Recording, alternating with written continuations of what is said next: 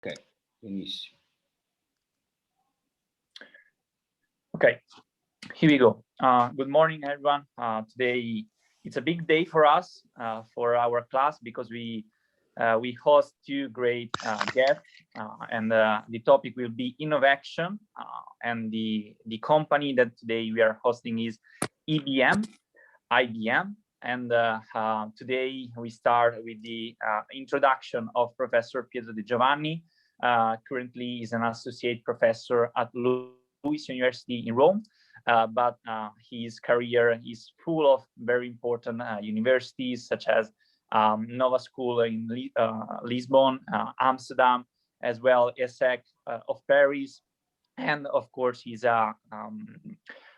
focused on supply chain, international operations, and many projects other than articles has been published in important international journals as the European Journal or the International Journal of Production Economics. So for us, it's a great pleasure to have him for the introduction. And then we move to Mr. Claudio Cinquepalmi, that is the Senior Technical Sales Manager at IBM. Today he will be our guest.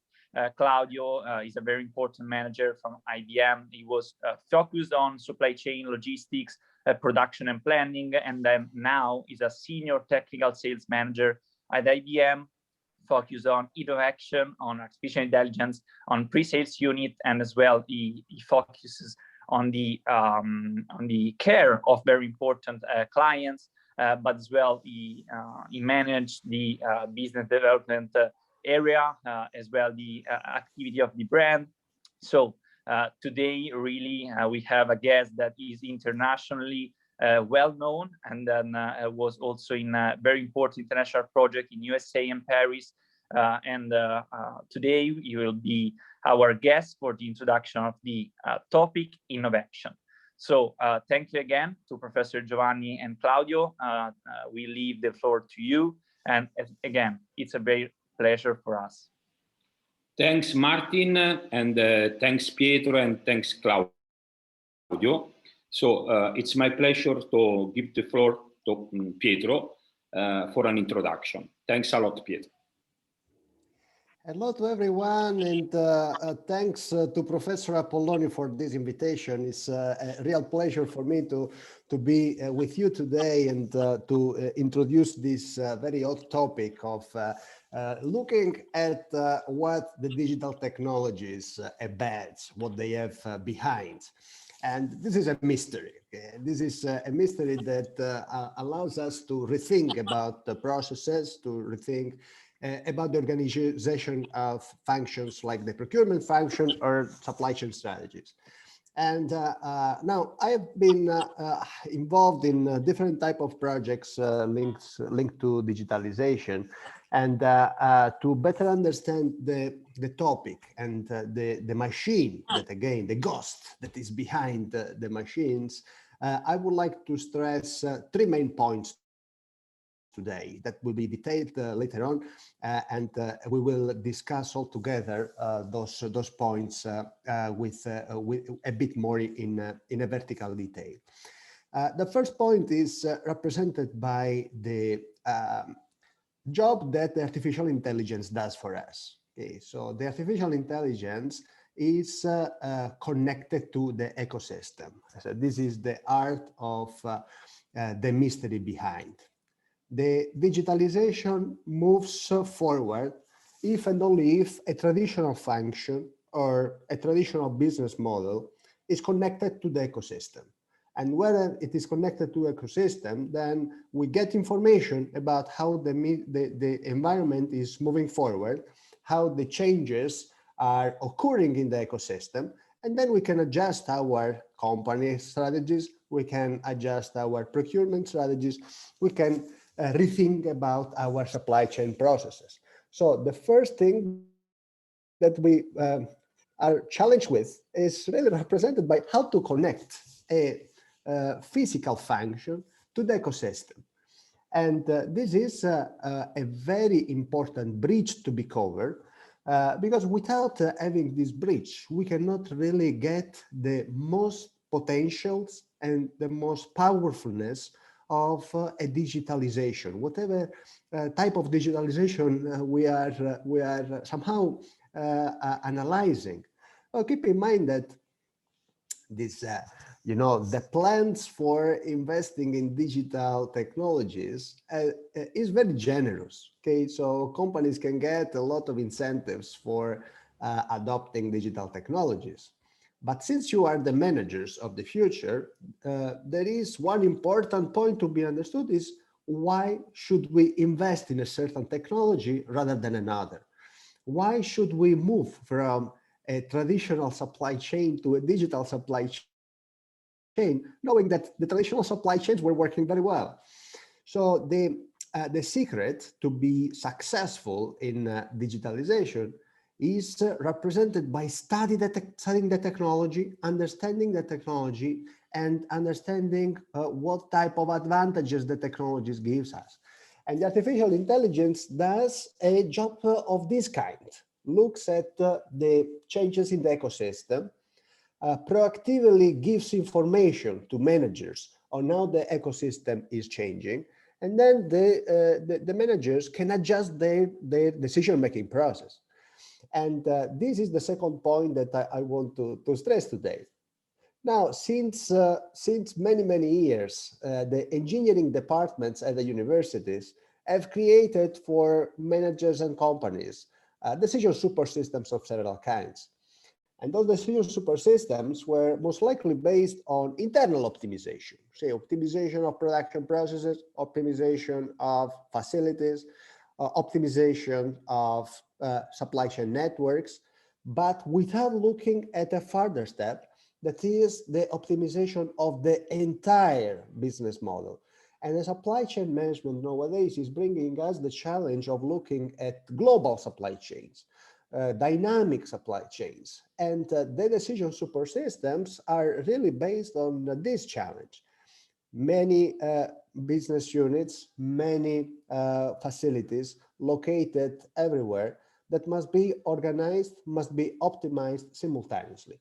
And artificial intelligence now represents really a decision super systems that does the job of taking the information inside the companies, taking information and challenges inside a specific function, linking the changes in the ecosystem to the business function, and then suggest again what the manager has to do in order to optimize the decisions and to optimize their own payoff. Now, the artificial intelligence that I have investigated in my life is the supply chain insight system, which has been created by IBM, that through the Watson system does really this job.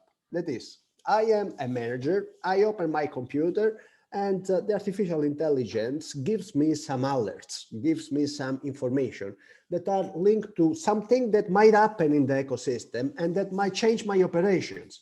For example, there is a strike in a portal of Los Angeles, and the artificial intelligence tells me, hey, you have some facilities there. Be sure that all the operations will be on the right place. Similarly, there is a shortage of inventory in a certain distribution center, and for some motivations you don't have this information. The artificial intelligence gives you the information regarding this shortage, and then you can adjust. You can proactively activate some processes that are not activated otherwise. Now, together with this, the artificial intelligence is also extremely interesting in doing a third element that I want to discuss with you, that is represented by the learning process. Okay, so the artificial intelligence is intelligent because it learns. Now, what's this learning? Okay, the learning, if for the ones of you who have studied engineering, well, the learning is a differential equation. Okay, is a motion, is something that increases over time. Okay, so, and the artificial intelligence system does this job, that is, creates knowledge. This knowledge is shared within the supply chain partners, and this knowledge is used in two ways. The first way is that the artificial intelligence, through this knowledge, is able to identify and solve the challenge for the managers. Okay, so for example, again, the artificial intelligence recognizes something is going wrong, then creates some alerts to the manager, and then the manager decides whether to go for these challenges or not. Eventually, it goes for the challenges, then the artificial intelligence creates a room. Okay, so a kind of virtual room where it connects all the managers who have solved the same issue in the past, brings inside the solutions that have been identified and undertaken by the managers, and then helps, okay, so helps the managers to find a solution. And this is a very important point, because the ultimate goal of an artificial intelligence system, independent if we apply it in the procurement or in supply chain or in operations, is to support people, okay, to support managers, but the final decision is always given by the managers. So we should not then all forget about the soft skills, about the skills of managing processes. And the second aspect that is important that I want to link to my discussion is represented by the learning process. Now, you know that the companies are dynamic entities. So the knowledge that we create and the knowledge that is linked to people can be lost over time. So for example, imagine that today I am a professor and I want to increase the body of knowledge within my domain. Then I hire Professor Appolloni to do so. Fantastic. So we move from 1 to, I don't know, 3 in terms of knowledge. So we have increased the knowledge. Fantastic. But now, if Professor Appolloni tomorrow decides to leave me and to change university, well, then I basically come back exactly to the same level. So I'm losing something. Well, these dynamics, which are always occurring in supply chain management, and they are occurring in companies, because again, they are dynamic entities. It is not lost through the artificial intelligence, because again, the knowledge that is created is increased, is stored somewhere, and the artificial intelligence is so clever that uses and identifies this knowledge as far as there is a problem to be solved. And this is the difference. While the companies change and they are dynamics, and then they can lose a part of their knowledge, the artificial intelligence instead keeps this knowledge forever.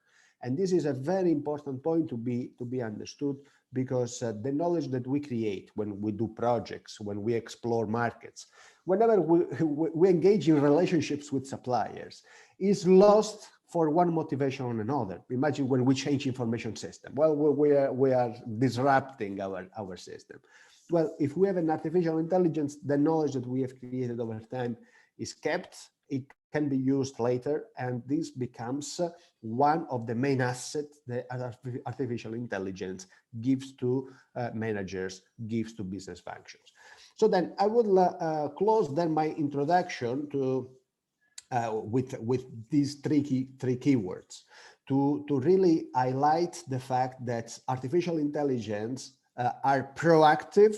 As I said, they are helping managers to take decisions, but they are not taking decisions for managers, and they have a ghost inside that creates knowledge and that keeps this knowledge forever. So it's about a process of creating knowledge, diffusing the knowledge, and using the knowledge forever. Okay, so using these keywords, I'm closing my introductory speech. Thanks a lot for the invitation, and thanks a lot for engaging me in the discussion that we will carry out later. Pietro, thanks a lot, and we are very happy to guest you combined with Claudio and IBM. So again, thanks a lot, because from your speech we can learn about new topics to develop in final thesis or research projects, and probably students, they can really open their mind, absolutely. And you are creating value in our course, for sure. Thanks a lot. Thanks. I hope you can stay with us. I can stay with you. Yes. Thanks a lot. Thanks a lot.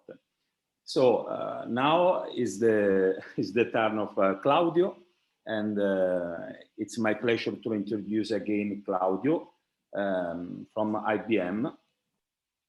Claudio, if you want, you can share the presentation. Thank you, Andrea, and thank you, Pietro. So let me share. Well, first, let me say a couple of things before I share my my stuff.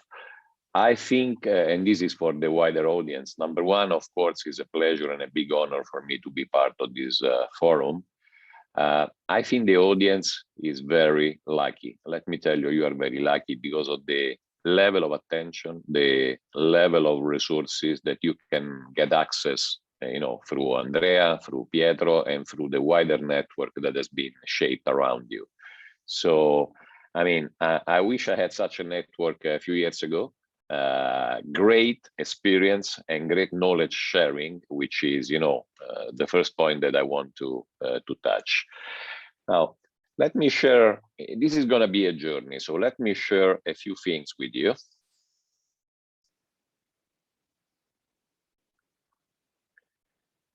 And you should start seeing my screen. Yes, we can see. Okay, great, thank you. Now, we are going to do it, you know, hopefully having fun. This is your judgment at the end. As has been said, I mean, I've spent few years on this environment. Technology has taken over the course of the years. Everything works, well, fine. I remember times where, you know, it was a given, so you're not even thanked by that. But the issue comes when something is not working, when something has not been predicted, when something failed, whether it's a disruption in the communication, because supply chain is also digital supply chain.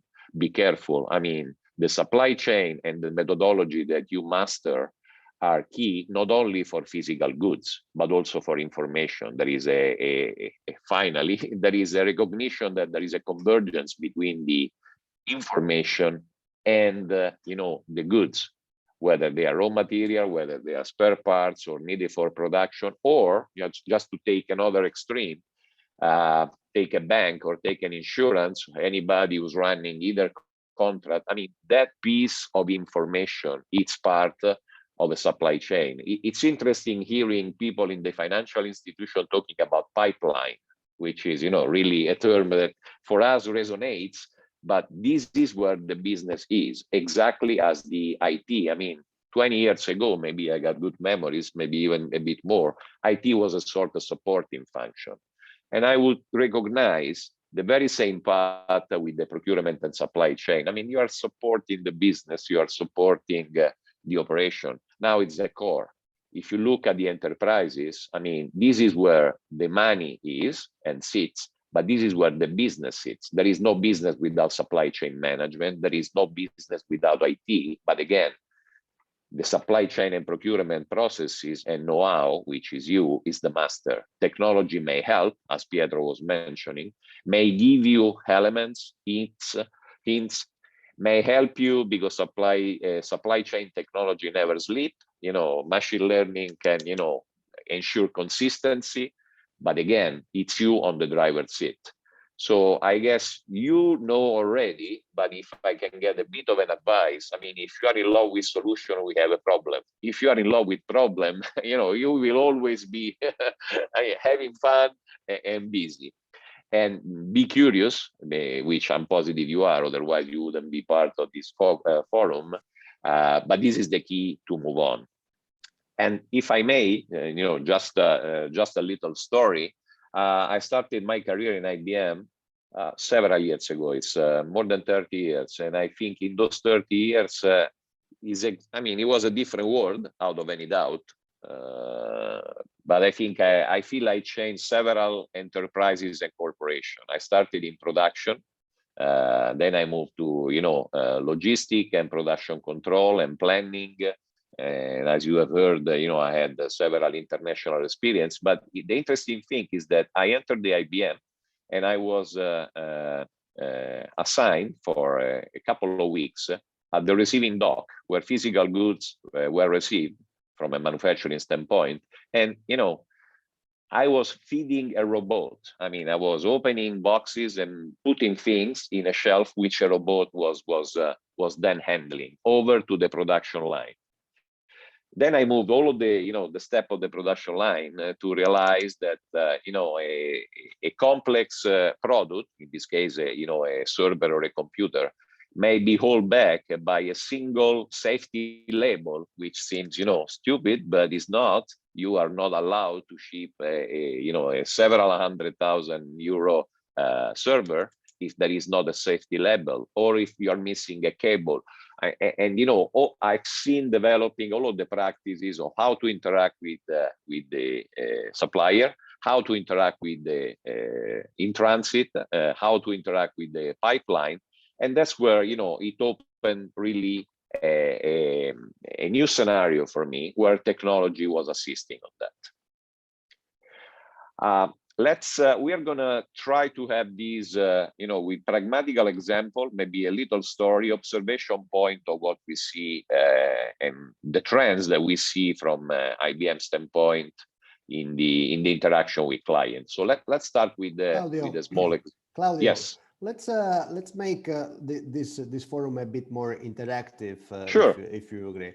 Let me ask you a question that is pumping into my mind since many months, because the wave of digital transformation applied in supply chain management is a new wave, and since it is a new wave, there is always the problem of having people telling stories about a concept, say, and but without really giving a good definition of this concept.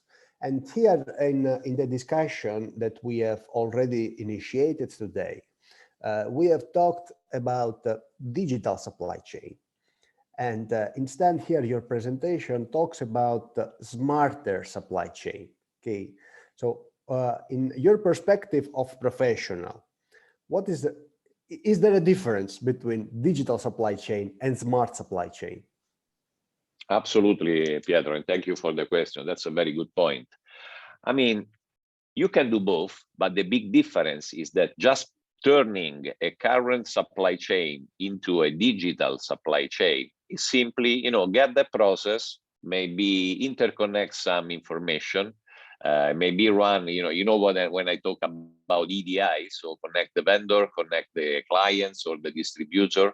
I mean, this is, I don't want to say nothing, I don't want to be offensive, but this is a very small step.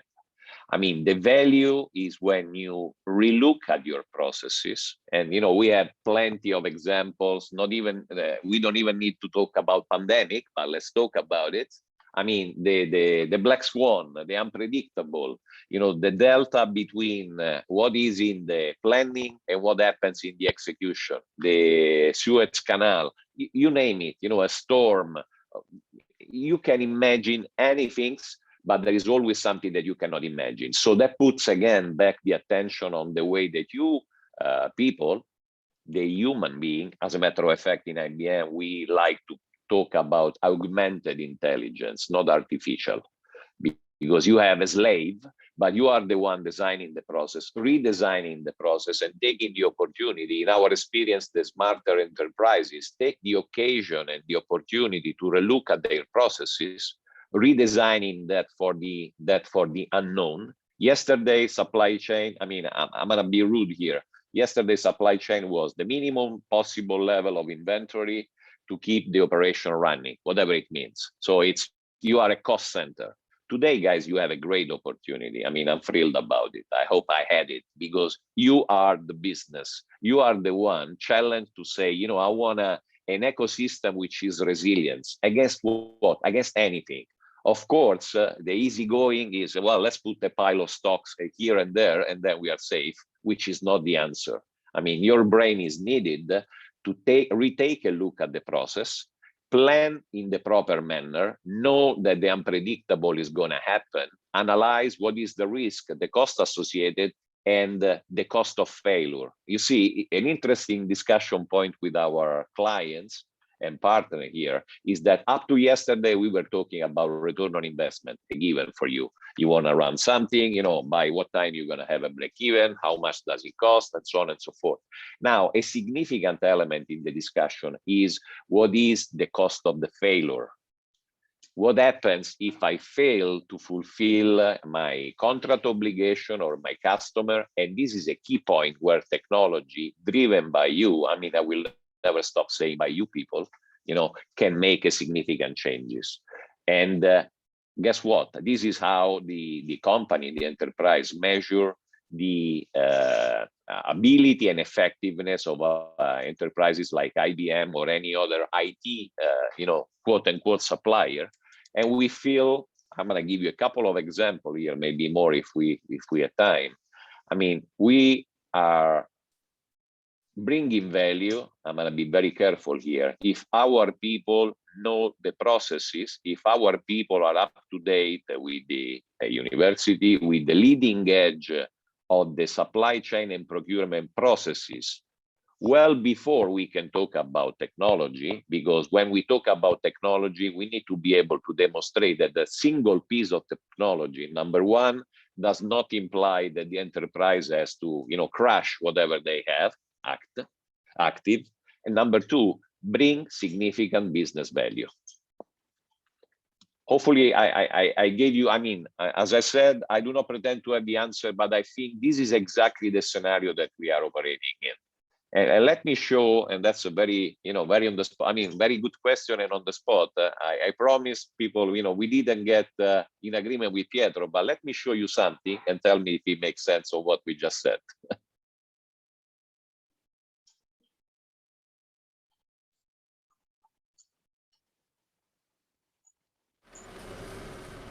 Let's go on a journey.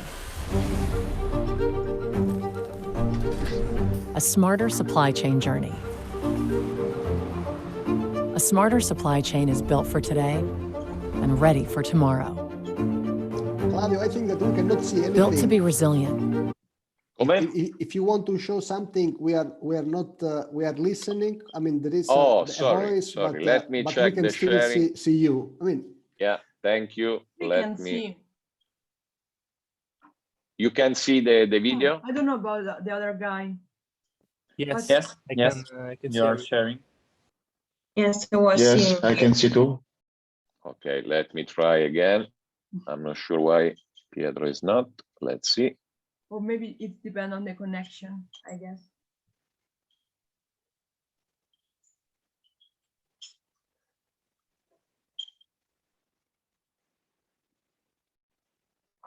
Please tell me if you see the video. And Let's if go you on a hear journey.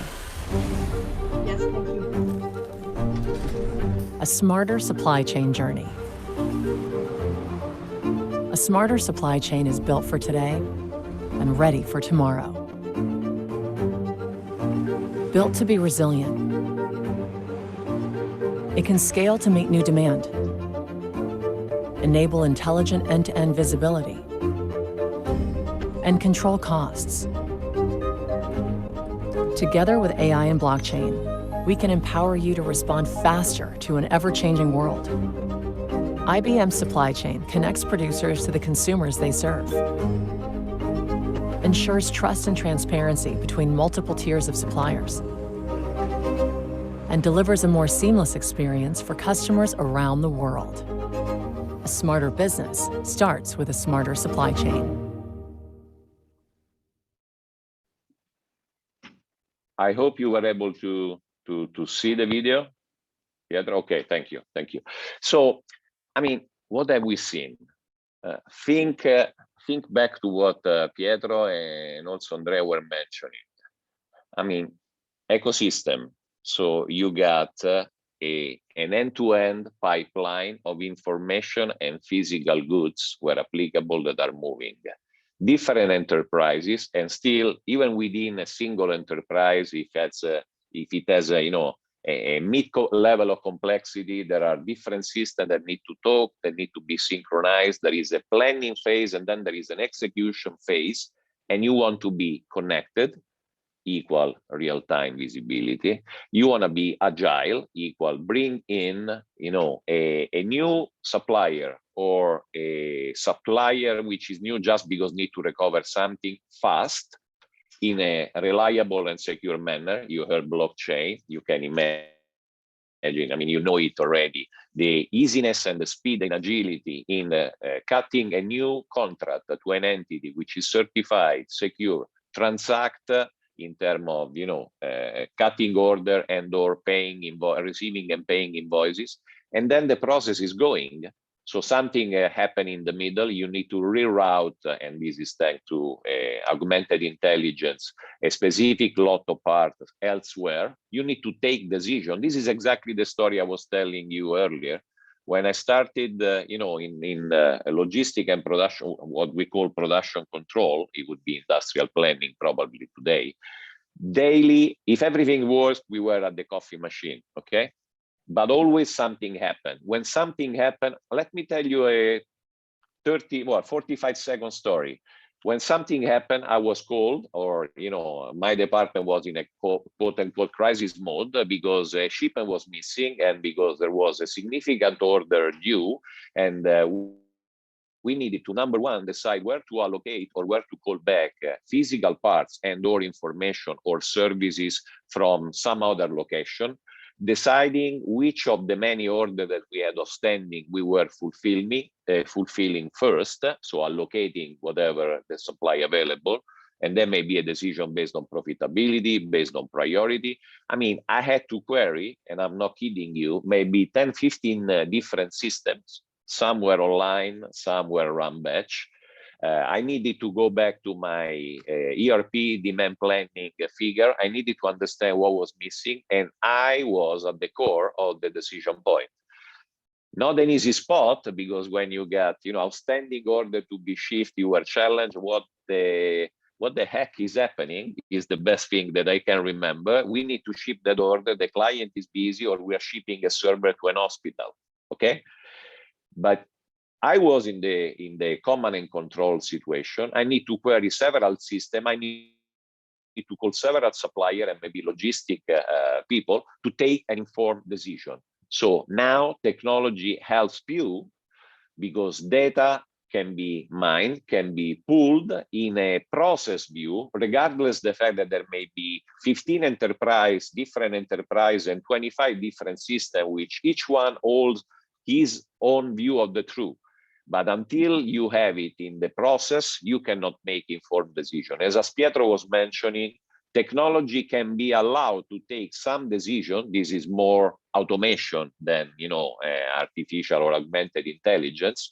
But if you design a process that, what if under certain circumstances, either you got an early notification, a knowledge base, as Pietro was mentioning, of what worked in the past in similar situation, and the augmented intelligence can tell you, hey, you, dear master, there is something which seems to be a trend, whether it is an unexpected behavior, whether it is an opportunity of developing new processes or new business model, which we will touch later.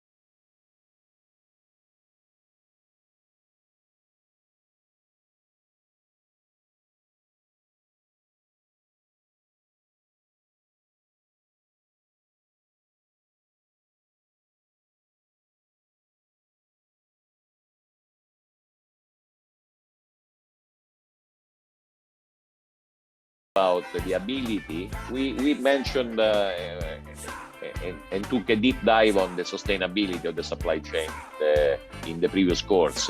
I mean, do not forget when you are the consumer, what you want to do. You want to, hit a QR code and understand if something is coming from where, if it's reliable, what is the footprint of that good. You want to make sure that this is not a fake, that this is secure, and this is across the full supply chain. So what do we bring to the table? There are several areas which I'm caring for. Of course, today we concentrate on the supply chain, but just for the sake of 10 seconds, asset management. When you look at the enterprises, especially in industrial and manufacturing, I mean, you are going to be called in as a master in procurement and supply chain in the utilization of the machinery. And you know what? Behind it, there is a supply chain and maybe an inventory of spare parts.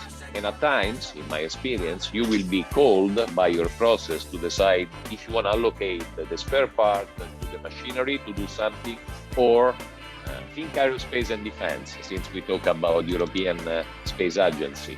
In that space, a single part number, a single item may be needed both for producing and I'm not inventing here, but we say our secret, may be used for building and delivering a helicopter or an airplane, or to provide post-sales maintenance, predictive maintenance to that same vehicle.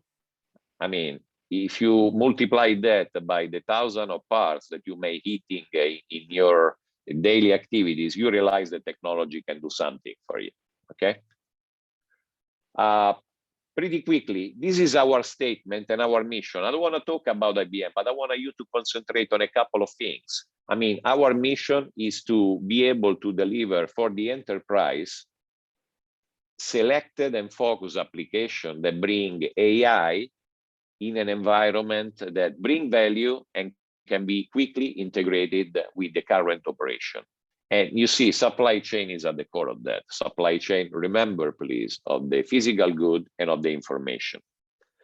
The key point that we have in the discussion with our client is not how to do it. Stick on the why, which was the beginning of my speech here.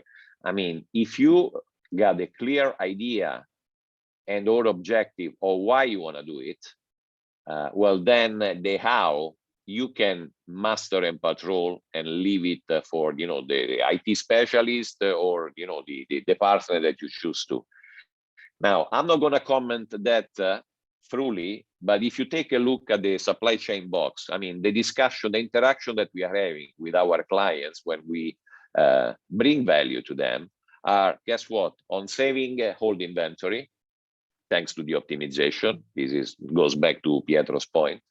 On the efficiency improvement, on switching an activity related to a disruption, solving a crisis thanks to the augmented intelligence in minutes instead of hours or days, in realizing that something is about to happen because of a trend, maybe 1, 2, 3 days earlier from a cognitive alert. And of course, the classical point, which are definitely most relevant, of improving the gross margin or increase the overall return on the inventory and investment. You will get in the package, those things. Again, those are key items that we deliver thanks to the technology, but the discussion is with the master of the process.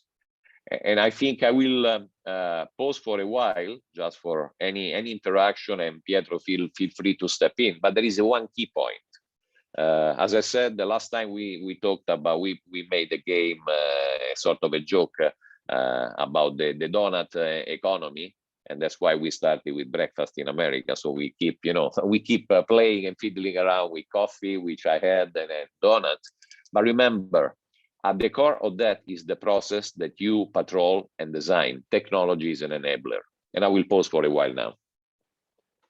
Pietro or anybody commenting or questions? Yes, Claudio, just let me ask you, regarding the previous two slides that you have shown, these are very important results.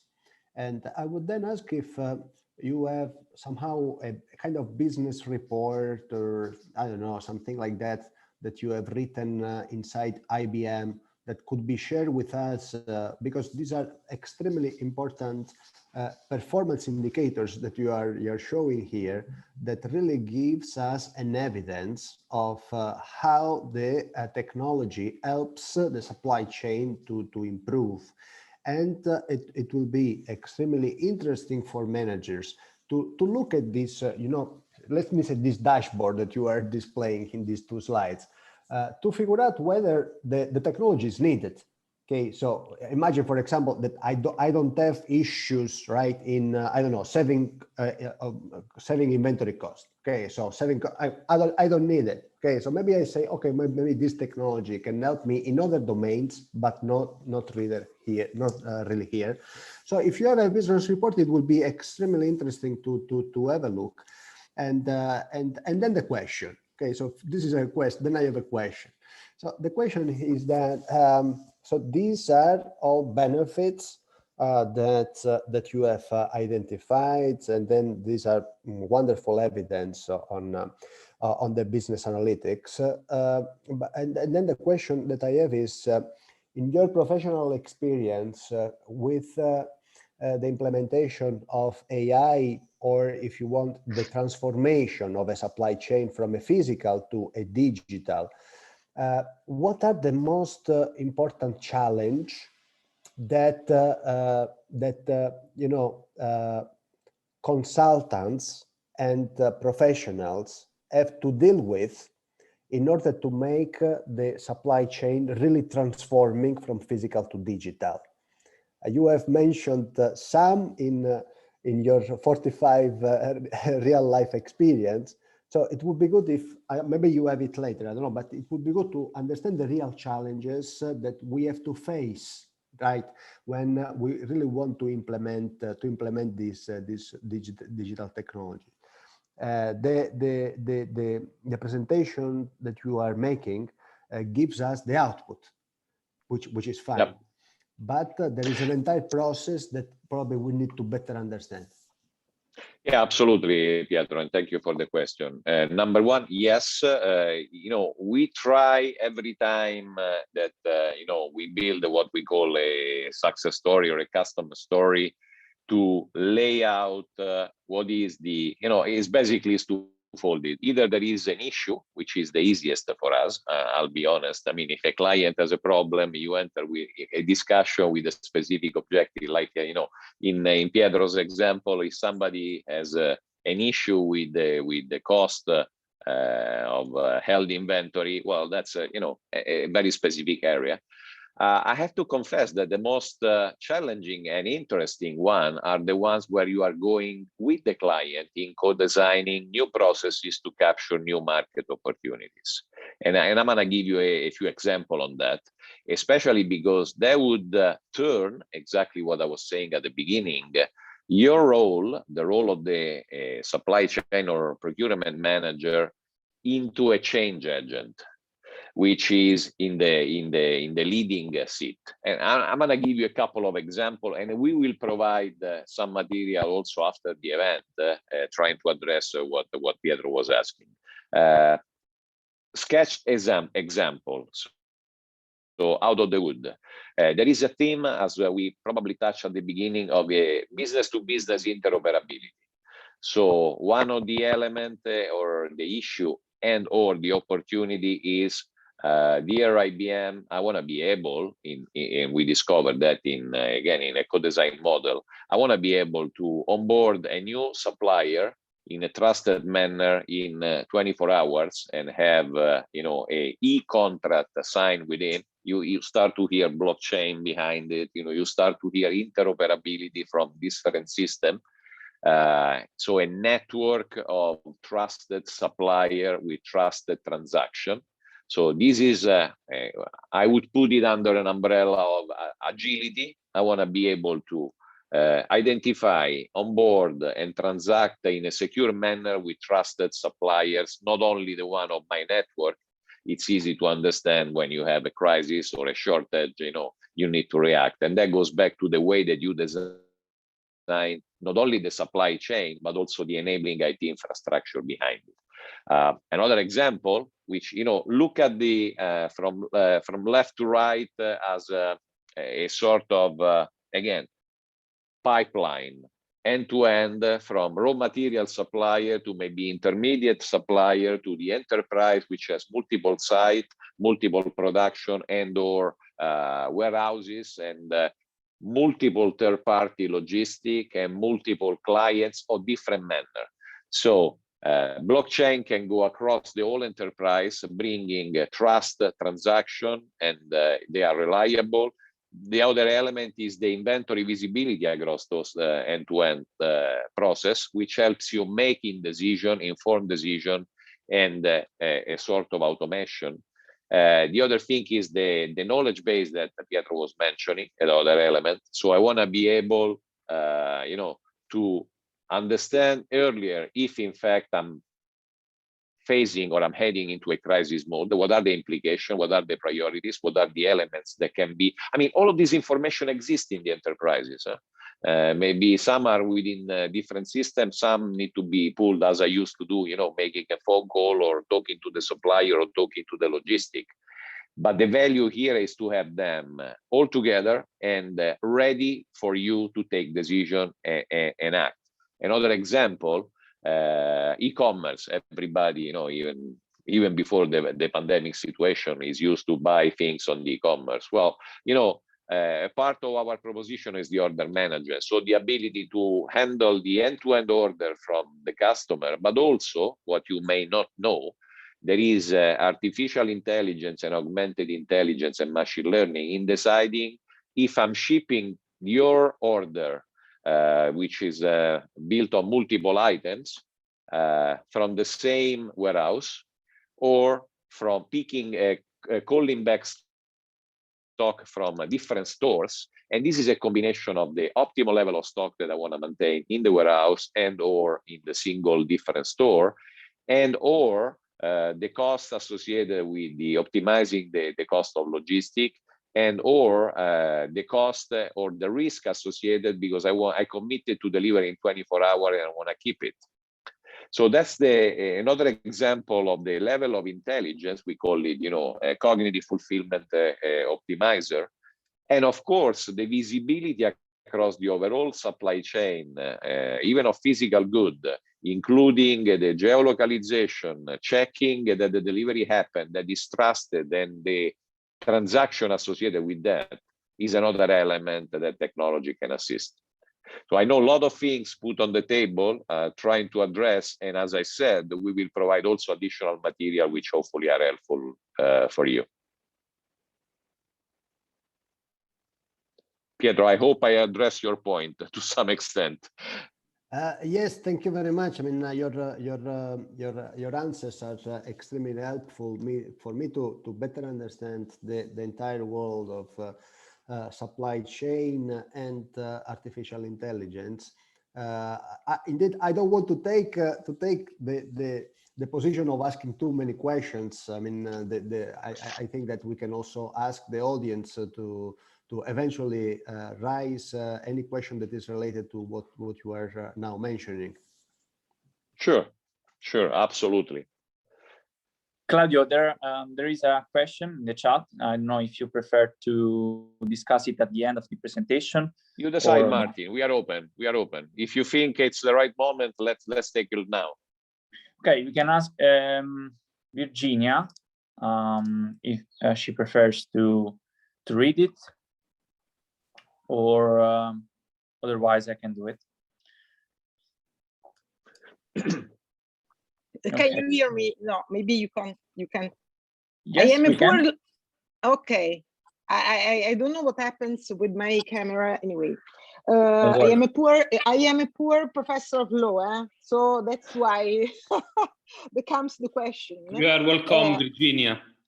Oh, ciao, Andrea. Ciao. I want really thank you for the invitation. Thank you a lot. The presentations was very interesting because, as you know, we face as professor of law, as lawyer, we are going to face with this kind of problem, and we are discussing. And I really think it would be the problem in the future. Now, that's from my point of view. I mean, the environment in which companies, this is my question, operates has profoundly changed, and with it, the company organization has undergone a really deep evolution. Over time, in fact, there has been a progressive shift of the market from the product to the customer, and therefore to the final customers. Today, the need to monitor, anticipate, and control sales phenomena is well established, and we have seen what the colleague Cinquepalmi said, but also the previous speaker. So, and this phenomenon is well established, foreseeing the evolution of consumption and market trends. Here the question, with the use of artificial intelligence, what about the famous, for a lawyer, business judgment rule? This is well known. This rule was developed to guard the corporation's board of directors against frivolous legal allegation about the way they conduct business. Absent evidence that the board has blatantly violated some rule of conduct, the courts will not review or question its decision. But what in case of a wrong decision taken following the analysis of the machine? Or, to put it in another way, what about if manager decide not to follow the machine advice? Sure. Many thanks. Oh, that's. I mean, there is a lot of debate. Let me tackle this way. There is a lot of debate of visibility and transparency of what are the algorithm and the rules behind the AI. Okay. Of course, I can talk for IBM. There is a significant effort in clarifying what are the business rule and the algorithm behind what the AI is suggesting and or proposing or executing if allowed by the manager or by the master to do so. So having said that, one theme is get a clear understanding of why some decisions are either recommended or allowed to be executed by in this case, the supply chain or the procurement manager, by any manager in any area where the AI is adopted. And this is the number one. I cannot comment on the strict legal implication of that because that's not, of course, my arena of expertise. But I can tell you that it may be too strong of a statement, but and I'm taking back to my experience when I was in the manager seat. I was pulling data out of systems, and I was accountable for the decision that I made, that I took. Okay. Today, and I know it's, you know, it has a sort of a level of approximation. I am receiving suggestions and or information proactively by the AI, which is still pulling data from different systems, which is leveraging an algorithm. This is why my introduction on the fact that they need to be known and understood. It cannot be. We do not know why. It's just because the AI suggested. But at the end of the day, as we were also sharing with Pietro, the decisions stay within the procurement or supply chain manager for our shop. So I may have decided that I designed the process under an automation process, under what circumstances, what action take place. So out of any doubt, I'm responsible for the design point that I made. Regardless if, this is still required for me to, push a button or to let the machinery to do that. Of course, and I'm trying, and I know this is not a perfect answer for you. Of course, if the recommendation that I receive are based upon wrong data or wrong design point of the algorithm, I would be tempted to say that this is the very similar scenario to my time when I was pulling data from a system and it was wrong, or I simply took the wrong decision. But again, without any arrogant intention to address the strict legal aspect of that. No, it's okay. It's okay. But who can say whether or not data are wrong? I mean, you receive data, and it's complicated. That's to me. It's my personal opinion, but I am a poor lawyer, so I beg your pardon. No, I hear you, and you're right. But I'll tell you what. I mean, in the IT world, this may be too strong of a word, but almost everything is traceable. In other words, I can say, and we got plenty of cases in the press, but the ability to understand if and when Claudio did input the data or pull the data or access a system and/or a specific notification came from which supplier at what date and time and so on and so forth. That doesn't imply that this is perfect, but following your point, there should be, actually there is a way to walk our way back to understand where the data and/or the decision has come from and based upon what. And I know this is not a perfect answer. I admit that. Thank you. Can I add a couple of Sure. comments on this aspect of using the right data? Because I've studied a lot the algorithms behind artificial intelligence, I can give an answer to Virginia's question. And the artificial intelligence, in order to be sure that is using the right information and that especially is giving the right suggestions to the managers, that's something that is called searching for feed news. That is, the artificial intelligence, for example, connects to the Financial Times, connects to Google, connects to Le Monde in France, connects to Sole 24 Ore in Italy, takes information from all these feeds. That's why it's called feed news. Then connects everything within a certain data sets, also to verify that the news are not fake news, and then generates a set of data that is trustable and that is given back to the manager, and that helps again the manager to take the good decisions. And again, stepping back to what we were saying at the beginning, the artificial intelligence is a kind of decision support system. So it helps, but it is not the ones who gives the final decisions.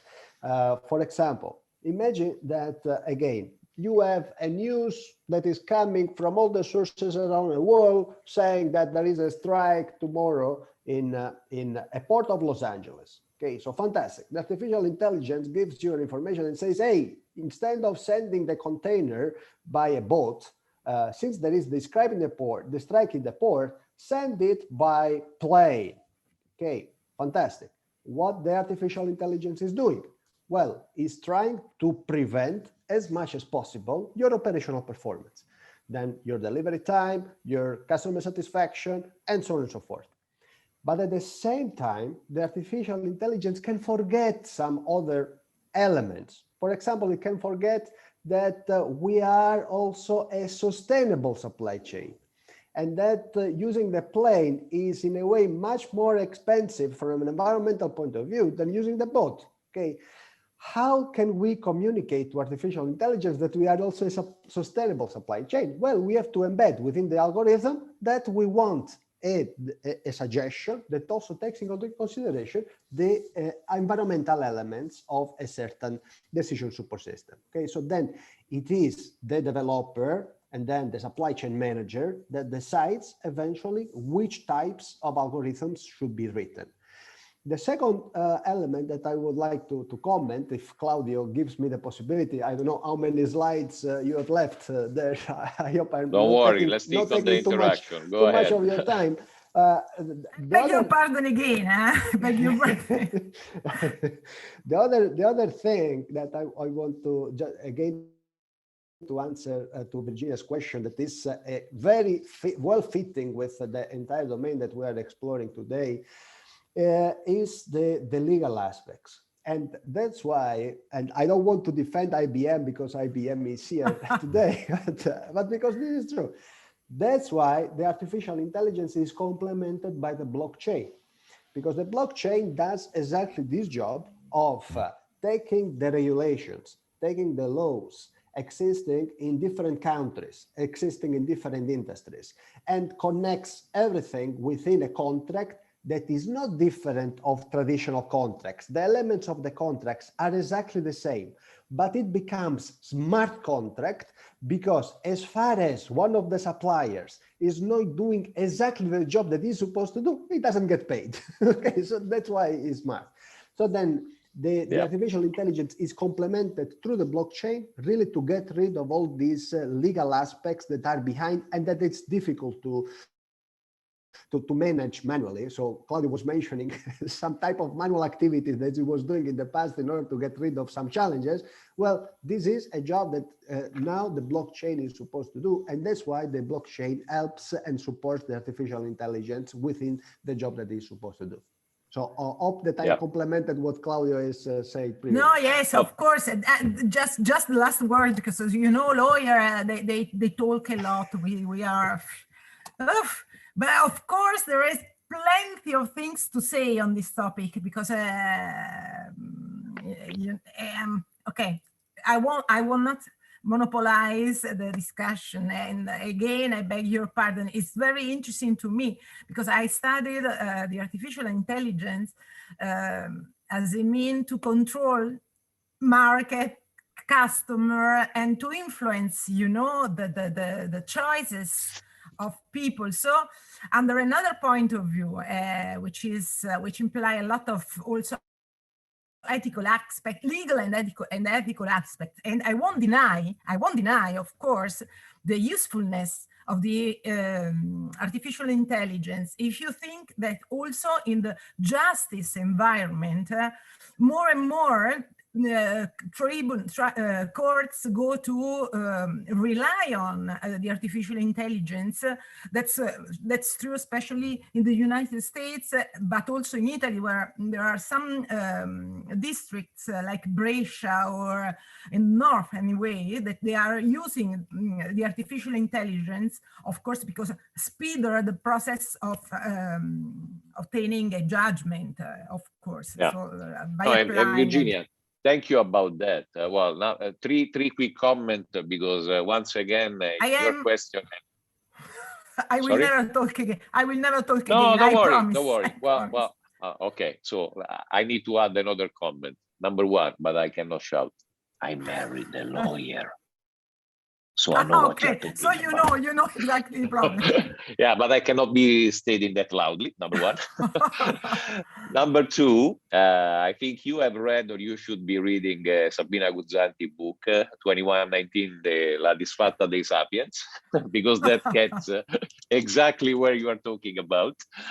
Number three, I echo and subscribe to what Pietro said. Oh, by the way, and I'm speaking for IBM, forgive me for that, but the level of input that you receive, whatever the space, procurement or supply chain, from augmented intelligence is, hey, buddy, I mean, here there is a trend or here there is a problem. The level of confidence, why I'm saying that is because of ABC, so transparency of what's behind.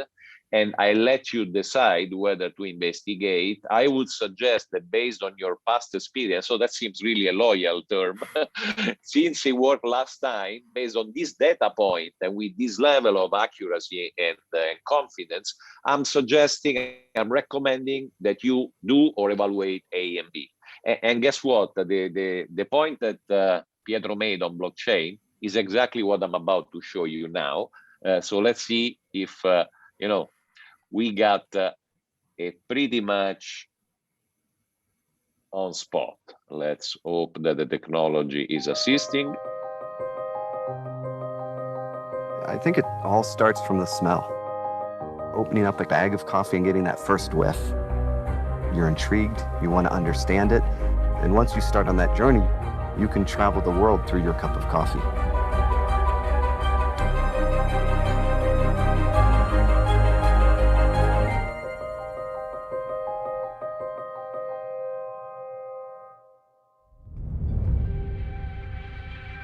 Coffee is in my blood. I'm the 5th generation in my family who is a coffee farmer. My grandfather always told me that coffee, it's not only a business, it's a social activity. We have hundreds of people that depend on us. For me, the future of coffee is traceability. Traceability means having the visibility to know, was this coffee sourced in a responsible and sustainable way? In many producing countries, the price of coffee today is below their cost of production. And I think as consumers, we want farmers to be taking care of the environment. But if they don't have economic viability, it's impossible to ask them to do those things. Our work here is sustainable. Our farm is sustainable. But I don't know if our work is really seen around the world. With blockchain, our consumers can see that we are sustainable. We're able to take data from the blockchain and show the consumer the journey that their coffee has taken, and they're actually able to make a contribution to the farmer or to the farmers' communities. Farmer Connect is an industry-driven initiative that's using technology like digital identity and blockchain to drive digital connectivity from the farm to the consumer. The coffee industry is a very complex ecosystem. You have the farmers, you have processors, you have exporters, importers, roasters, and then the consumers. Farmer Connect connects all the players with the right information in every step of the value chain. When I was trying to pick a technology partner, I wanted somebody who was truly committed to blockchain. IBM Food Trust was one of the inspirations for the work that they were doing with supermarkets and being able to have instant recalls.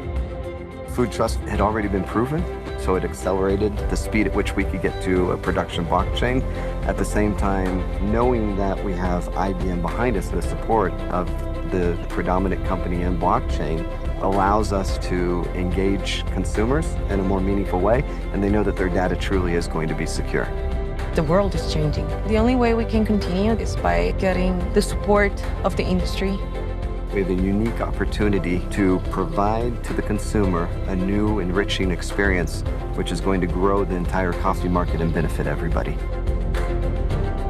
That's where the real power of blockchain becomes unlocked.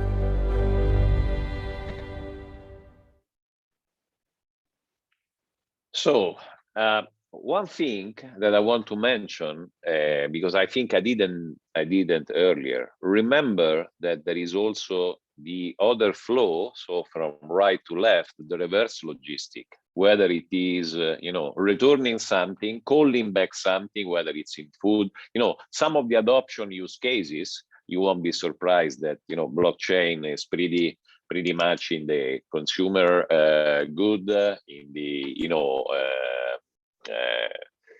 the pharmaceutical arena and or in the spare part or in the automotive, aerospace and defense, but there is also a theme of reverse logistic, and that open up, you would be surprised. There are, I'm not telling secret here, but there are initial intelligence being done on the waste. Even on the domestic waste to handle, the reverse logistic and to make to enable new business model of it. So that's another interesting arena, and you see it goes across the full. You had this massive ERP. That was the age when SAP was, by the way, created by former IBM, which left IBM. This is interesting. But that was the age where, SAP everywhere, MRP everywhere. It's still today, don't get me wrong, nothing wrong. But if you look at the supply chain environment, you now know, you realize, and we touch it daily with clients, that demand-driven is an approach for planning. There is a high focus where the operation active. So the execution is where the biggest advantages can be brought from technology driven by you redesigning the process. And this is exactly what we have been trying to explain so far with pragmatical examples. At the reach and serving the supply chain and procurement. Let me look at 10:30. Okay, no surprises. We touched on the fact that supply chain was a cost center perceived, at least in the past. 2-3 things. Again, what's going to happen according to Gartner in the next 10 years? We talked a lot about automation. So fully exploit the technology for the automation standpoint. The augmented intelligence, this is what we like to state as AI. There is another interesting point. I started this meeting saying that it's all about you. I mean, Generation Z or digital natives entering the business. I mean, you're going to be hopefully people with which myself or enterprises like IBM are going to be interacting, challenging each other on what kind of value we can bring to the figure. And this is not only from a generation standpoint, this is targeted to the processes that we are talking about. So keep an eye. If you have passion, which I think you have, otherwise you wouldn't be here, stay curious and be very careful on keeping a sight of what you want to achieve, and with the affordability of any project, which need to be quick and need to interact with the existing environment. I won't spend much time on that. And there are questions we can tackle that, but that's an important message that I wanted to leave you with. I will skip that. It will be in the material. This is just a representation of what probably a combination of what we said, why the supply chain is core. What are the value that we have? Oh, by the way, interacting not only with the supply chain officer, which is pretty obvious, with the technology officer, which is pretty obvious, but this is the discussion that more and more we are having with the CEO level. So that's really a perceived process-wise as an arena which enables new business model and protect resilience. So sustainability, we had a deep dive last time. Do not forget that this is an item which resonates with the enterprises. I mean, enterprises, including IBM, are profit organization. So there is, as probably also Virginia was mentioning, a big driver from us, from the consumer, which thanks God is happening more and more, which is influencing, as opposed to being influenced, which is influencing the way that the enterprises behave and then interact among themselves and with the ecosystem. There is a specific paper from us on that. If you're curious enough, you go and check it out. And of course, feel free to ask any question either now or afterward on that. Let me show you another example, but I'll pause for a while if there are any questions now. Okay. Let me ask you a question. Yeah, go ahead, Pietro. Since there is no question from the audience, let me ask you a question so you can take a break also. There is an important wave of studies where highlighting some say negative business challenges linked to digital technologies like blockchains or even artificial intelligence, saying that those technologies are somehow not very much sustainable from an environmental point of view. And for example, the blockchains, the current technologies behind blockchain requires a lot of energy to finalize the transactions. And this high energy indeed brings some negative impacts on the environment. And there is a kind of trade-off to be analyzed here. So the economic benefits linked to the blockchain technology and the environmental damages linked to the higher consumption of energy. So is there any plan in the future to see those technologies to be also more sustainable from an environmental point of view? That's a 1 million euro question. Let me share my point of view. Anything that we do, including sending an email or not sending an email with or without an attachment, it's has its own footprint. And of course, blockchain is not an exception on that. I think you touch on a very good point, which I cannot comment from a structural or rigorous point of view, but it's a give and get, or a sort of return on the investment comparison. I would argue that if there is a value in in the example that we just saw, in understanding if the supply chain of a specific coffee for me has a value, because I want to make sure that there is a sustainable and respectable network and so on and so forth, I would be probably trying to get the same information in a different manner. Or if you want to take it in an enterprise, in a business-to-business interaction, the sum of the inquiries that I was doing and or the phone call or the email that I was exchanging in my time to get visibility of the supply chain, I would argue that probably were consuming more, they had a worse footprint as opposed to an established blockchain. Of course, it's tough to run that. I mean, this is from the top of my mind and thinking loudly. I do not pretend that to sell it as as a strong truth. But you're right. I mean, we should be tackling, and we are trying to do that under the what is this activity or technology aiming to provide in terms of benefit. What is the cost associated to that, and also, from an environmental standpoint and from a food, an end-to-end footprint, it's more and more a point of reflection, not only in the consumer but also in the enterprises, and IBM is has no exception. Different story, which makes a lot of sense in my mind, is to have a sort of solid paper with data point on that, which I'm not equipped, with all of the due respect, to provide. Does it make sense, Pietro? Did I at least partially address your point? Again, it makes question. A lot of sense. I mean, it makes a lot of sense because I have doubts and I don't see the future. Okay, so I cannot plan what is going to happen in 5 or 10 years from now regarding these points, and that's why I was asking this question to you, and then I want to ask you another question.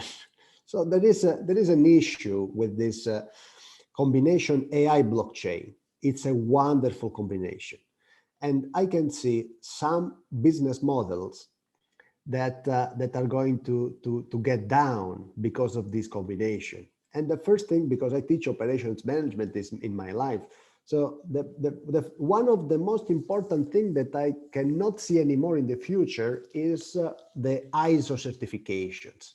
Okay, so the ISO certifications are based on processes, they are based on products, everything is fantastic.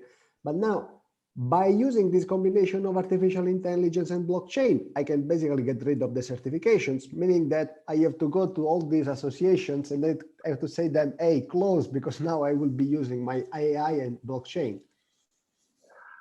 Well, that's an interesting statement. Let me tackle this way. Sorry for making you trouble. No. That's as I said at the beginning, all of the questions are, we better, if I want to paraphrase Popper, we better be in love with questions, because the answers are not always right, not even there at times, but they make us think.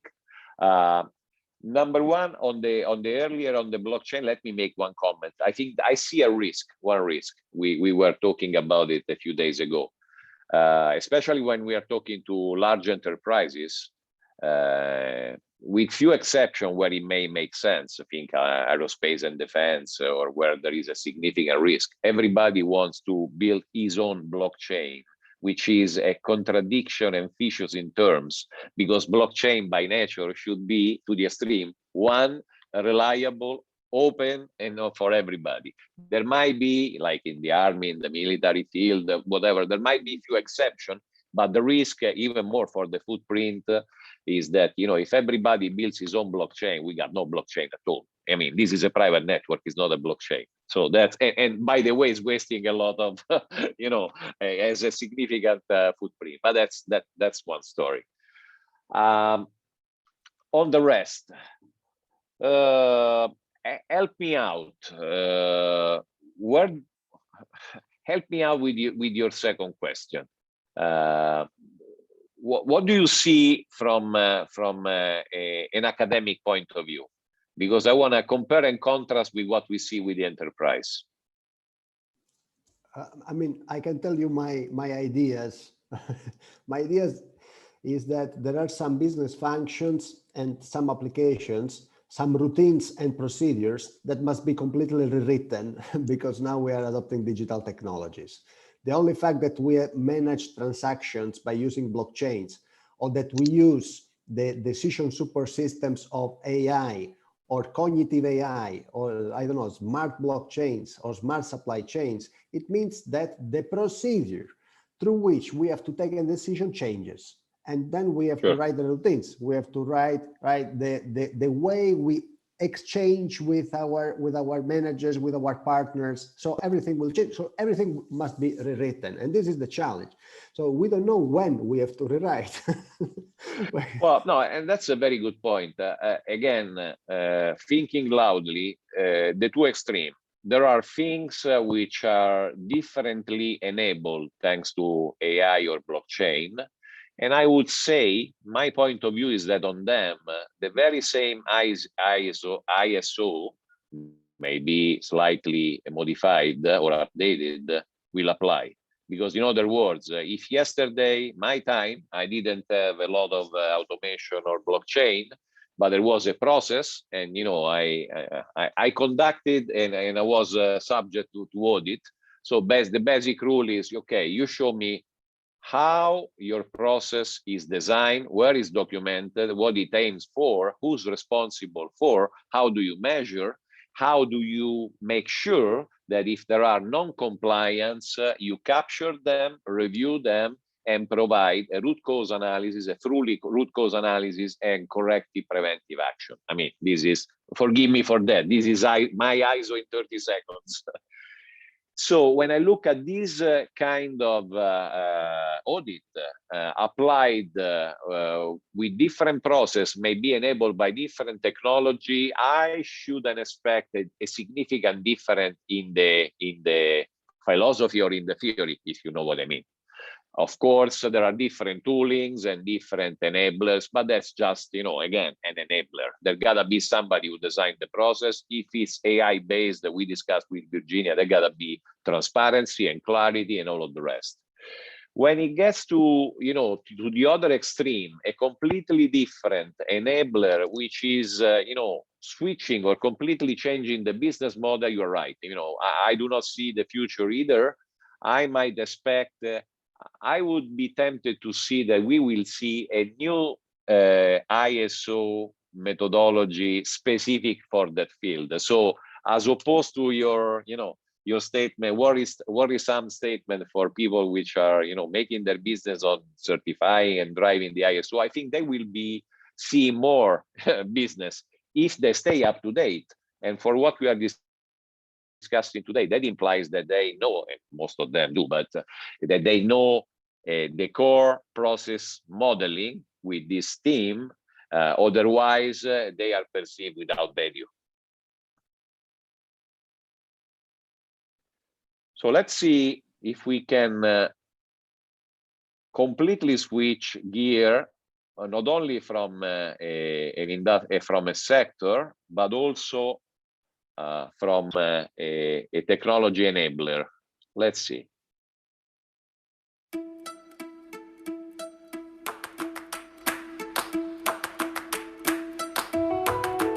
My name is Nicholas Bonavento.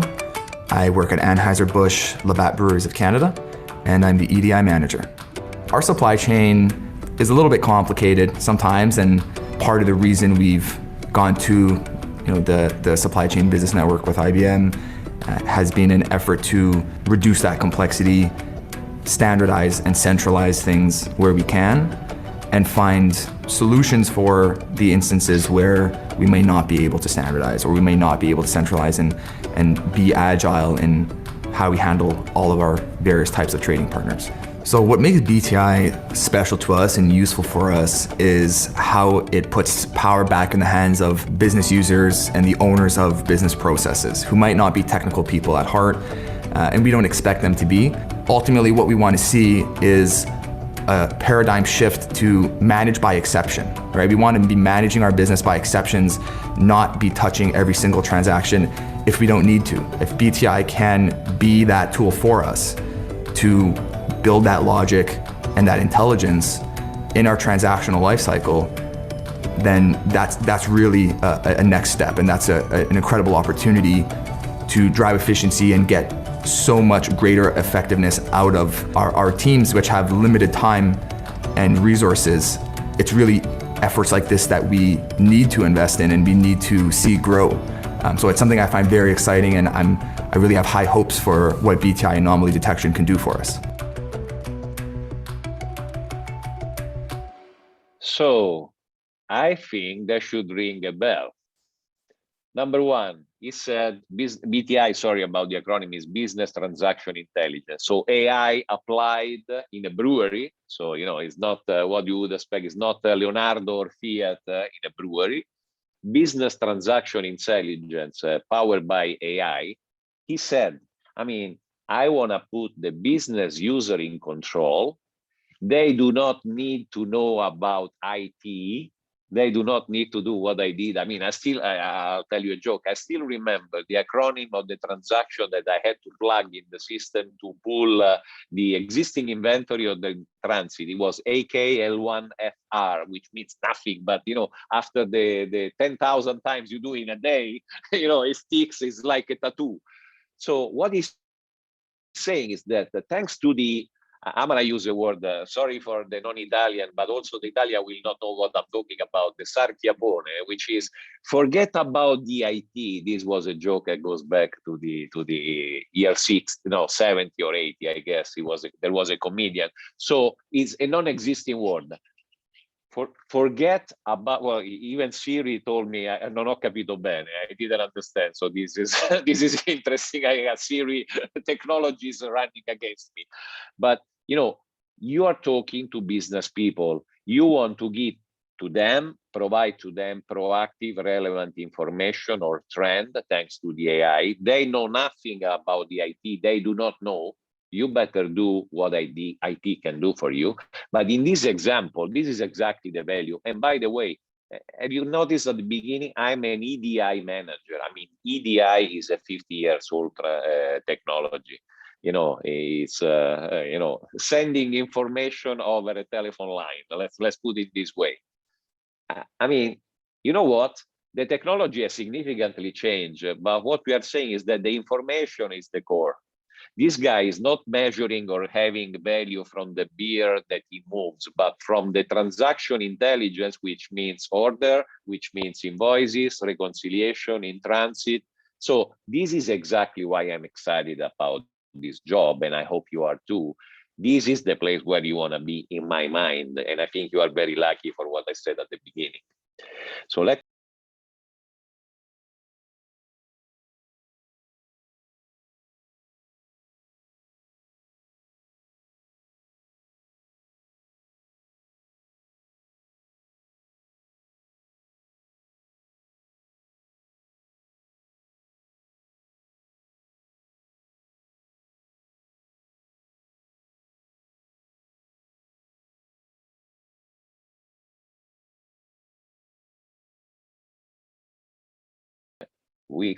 I think we have 3 minutes more, and then we open for questions or comments or complaints. I always think about the patient. I think about my kids, I think about mothers, fathers. You want the products to work, and you want the products to be available. The stakes in this industry are extremely high. Some of these products, if you lose them, if something goes wrong, there's not another batch waiting.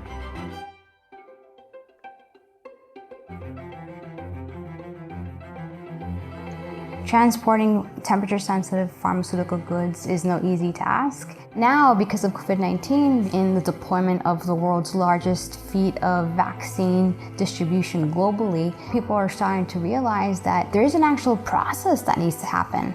You're talking dozens of different parties getting involved in that process, all the way from the airline, the pickup trucking, delivery trucking, customs agents, warehousing operator, and final mile delivery agents. Pharma Portal is a neutral, blockchain-based platform for the temperature-controlled movement of pharmaceuticals. The need that we recognized came through a lot of the work that we were already doing in the space, to be able to have reliable data and to be able to have the kind of communication across the multiple parties that, frankly, is inhibited by the lack of trust.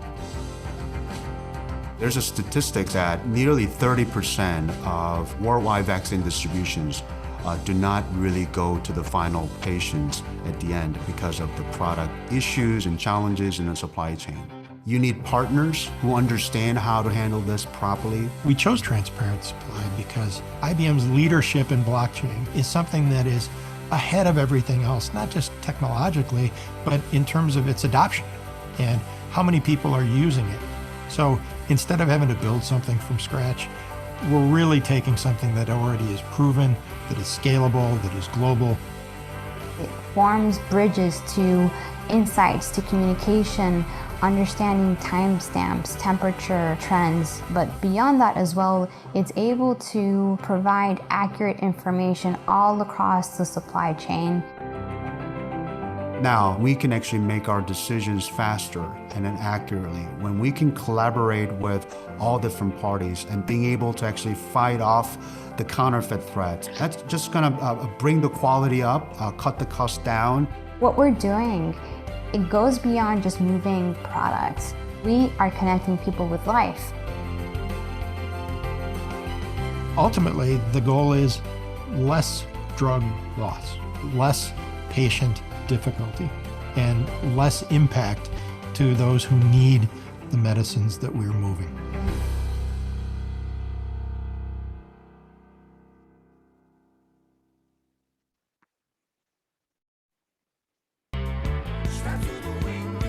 Here we go. I mean, this song is Demolition Man, so I think you are in the demolition seat, guys.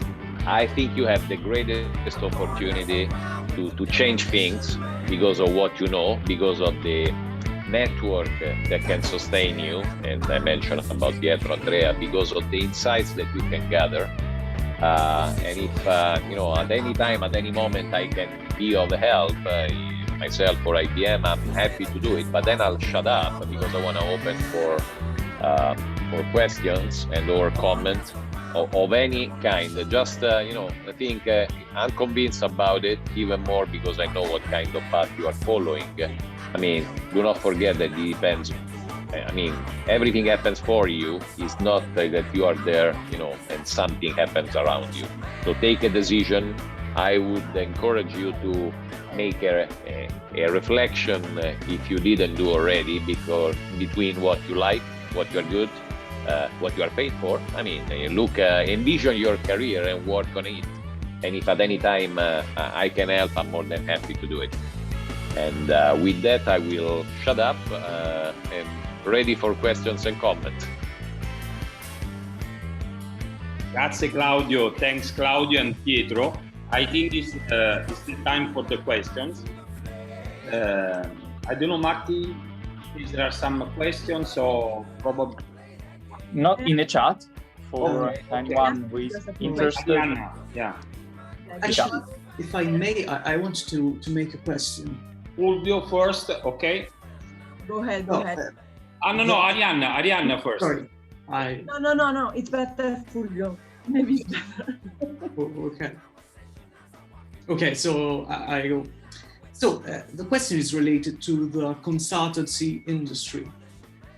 I mean, as far as I understood, with the selling suite, IBM is capable of proposing a complete solution from data collection to the storage and the development of valuable information in order to deliver consultancy services to companies. And this is a complete solution that maybe, I don't know, maybe Deloitte or Accenture or Ernst & Young and other big companies couldn't deliver. My question is, from your point of view, do you think that IBM in the near future is going to exploit this disruptive advantage? Or do you think it's meant to be more a service provider, something like Amazon Web Services? Well, yeah, thank you for the question. Let me try to clarify. And as I said at the beginning, I intentionally didn't spend a lot of time on how IBM is shaped today. But to make it easy, IBM, I mean, is an AI and cloud and AI enterprise. So that means that more and more we have, as you said, the consultant division, global business services, which is capable to do consulting per se, exactly as other players in the market, as you said. But the core business of IBM is to provide cloud and cognitive, or if you wish, augmented intelligence, software and solutions. That means that what we have been seeing today as example are powered by part of the IBM solution software portfolio, regardless if it's an on-prem or software as a service. Forget about the delivery model, but the core mission for IBM is to provide solution and software which are, I would say, clever enough to be modular. So when you deal with an enterprise which has a need or an issue or an opportunity of blockchain or of inventory visibility or interoperability, you name it, what we said today, we can carve out, we can talk their language. So be knowledgeable at least at the level of the client. And that's why I'm counting on some of you, meeting some of you in IBM in the future. So be knowledgeable in the context, in the process.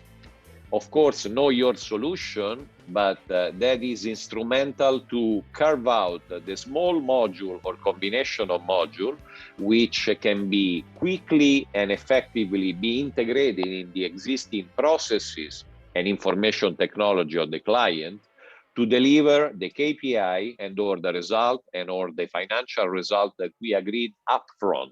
This is a significant change versus, I sound old like that, but 20 years ago it was, how much can you spend? What is the problem? This is my solution. And with all of the respect, SAP approach, if you want to get the SAP MRP, you throw away what you have, okay? Now it's significantly different. The thing is result-based objective, share co-design of what the client want to achieve, selective adoption of a specific module of our solution. And of course, there might be a significant play of our consulting division, but just to be very rude and pragmatical, I'm managing nationwide, well, actually European-wide, a team of technical pre-sales. That means that my team knows what what we sell, what are the solutions, what are the modules, but they speak the language of the procurement, of the supply chain. And I don't want to say they're all consultants in the space, but believe me, they know what they're talking about. And when we sit with the client in a co-design manner, we run, it's a fashion now, agility workshop. So we discover together what the client want to achieve. We built MVP. This is another acronym, minimum viable product. So we are not telling you on a chart what's happening, and probably some of the small example which I made are not that kind, but we decide what we want to achieve. How do we test it? We run a significant proof of concept or sample, we connect it, we measure it, and we say, okay, we have a go, knowing what is the return on the investment, what is the investment again, and so on and so forth. Hope I address your question. Yes, thanks. Thank you. Arianna. Good morning. Arianna, okay, thank you. And thank you for this lesson because it was very helpful, especially because I think that sometimes we think about the AE, sorry, because in English, but without link with the economic situation, with management, and so far and so forth. So my question is I think that is very tricky because we are in this situation, so we cannot see about after years. But sometimes I see that due to not relation between population and the Italian system or regional system about vaccine, some vaccines are wasted. And so I was wondering if there is a possibility, thanks to blockchain, to link, for instance, to call people who want to do vaccine, but they are not listed. And yeah, some easy. I think that is very difficult question, but at the same time, I was very interested about this. I don't know if it's clear, but I can make just easy example that now in list, for instance, in Lazio, so in our region, there are the list just still that specific birth here. Meanwhile, if there is a waste of vaccine, sometimes you have the possibility, also if you are young, to go there and to do the vaccine if you want. So yeah, just this if it's possible. I don't know. Yeah. Thank you. Oh, thank you, Arianna. That's a very good question. I'll try to be careful, not diplomatic. I would argue that most, if not all of the issues that we see and unfortunately live in these days are not because of the lack of technology, are because of the lack or non-perfect design point of the process. In other words, you are perfectly right. We are actually doing, using a blockchain and inventory visibility and tracing, what you've seen in the small movie there. This is live. And this is not great because IBM was part of it. This is great because the design point of the process was effective. So nothing, I don't want to finger point to anybody, but technology is there. It's a given, as you said. With blockchain, you can get end-to-end visibility, certified and trust. The passport that we are one of those week are going to be seeing here to certify that you are either vaccinated or that you had a test or whatever. This is a blockchain technology by nature. It's secure, untampered, and you cannot fake it. Technology is there. Is the design point and or the decision which are taken. I'll give you another example without stepping into too much of political thing.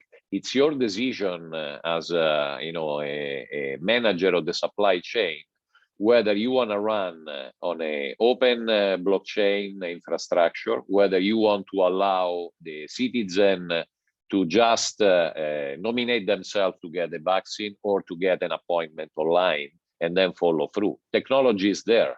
The process works the way that you design. So you're exactly right. There are, let's put it in positive, several examples, honestly, not only handled by IBM, but there are several examples that technology can help also in that space, avoiding waste, ensuring transparency and privacy where needed, but at the very same time being effective. Once again, fortunately, for the majority of time, unfortunately, in few instances, it depends on the human being designing and running the thing.